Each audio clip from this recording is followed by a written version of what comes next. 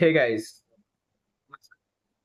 ఇవేమో బంగారం ఉందని మంచం మీద అలా పరిచి సోగ్గా పాటలు పాడింది. దొంగల మనోభావాలు గట్టిగా దెబ్బతిన్నాయి. తెలగకుండా ఎలా ఉంటాయి?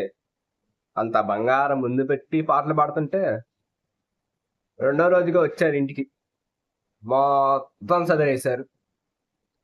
ఏడవన కూర్చొని విక్రమార్క సినిమాలో నీకు నాకు నీకు మళ్ళీ నీకు నాకు నీకు అంటూ వాటాలు పంచుకోవడం కూడా అయిపోయి ఉంటుంది.